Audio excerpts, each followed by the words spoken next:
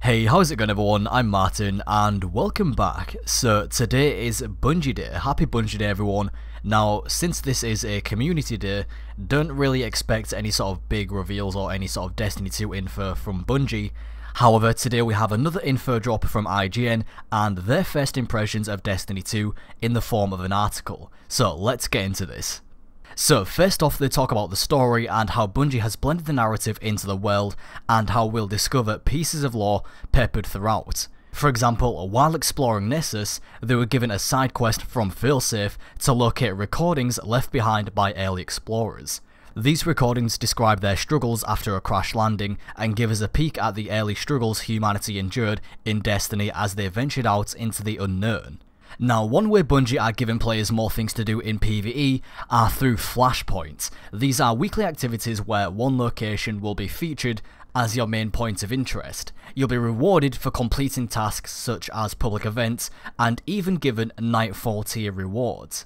However, if you're someone who prefers PvP, there's going to be something for you as well. There's now also going to be a new Call to Arms event. The sadly specific details and rewards about this event were not provided at this time.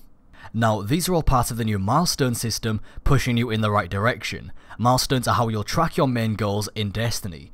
From your map you can hit the LT/R2 button to see all the available missions up for grabs and a clear outline of what you can expect for their completion. It's all about making the path to progression clearer because after all, the gear game is what Destiny is really about. On that note, we don't know many specifics, but there will be a light game in some form for Destiny 2. So this is referring to the leveling system we had in Destiny 1 where you would increase your light level with gear, and it seems that it's going to be returning in some form, but as they said, we don't have any specifics just yet, so it sounds like leveling may have changed in some way. Although Bungie say that they are still finalising the exact details about how the climb works this time around.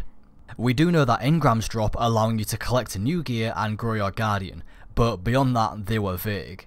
With engrams returning, you'll still need someone to decrypt them, and that will be done in the new social space, The Farm. In one of the previous reveals where IGN took us on a little tour of The Farm, it was revealed that Tyra Khan, the Cryptarch from the Iron Temple, is in fact going to be our Cryptarch for The Farm in Destiny 2. They say one big difference is how the social space feels more alive.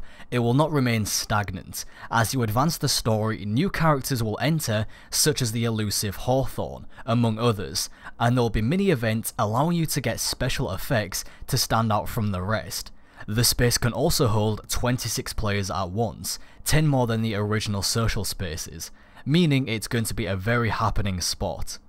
Now that's also something they mentioned in the farm reveal as well. There's going to be mini events at this social space for players to discover that will provide little bonuses and special effects, and I'm really intrigued to find out what these are. It sounds like there's going to be a lot more secrets for players to find this time around.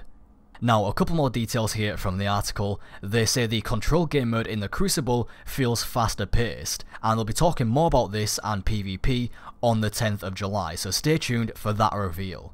There's also going to be another PvP reveal on July 25th, and there they're going to be talking about a new game mode. And finally, just some last impressions about the game and what they've experienced so far. To be frank, I had concerns about Destiny 2 before getting more time with it. Was it going to feel too samey? Would I really be ready for another gear game of climbing the light ladder to the top? After getting more hands-on time, the answer for me is yes. It's because of the new systems and clear progression paths Bungie has worked out with the milestone system. The lore I always wanted to love but hated fiddling through the Grimoire system to read have been brought in-game, giving players more reasons to care about the world. The PvP revamp teaches me how to be a better player by leveling the weapon playing field and teaching us to work together. If you liked the original, then you're probably already on board for the sequel, and if you are a lapsed player from vanilla due to the grind, Bungie seems to be making the path to max level a brighter one, so you can see the end of the tunnel. So it seems to me that they're not necessarily lessening the grind, but making it more of a fun one and giving us a lot more to do and giving us more paths to take, as opposed to just shooting into a cave for hours and hours. I really can't wait to dive in and begin exploring these new worlds, trying out these new activities and earning loot.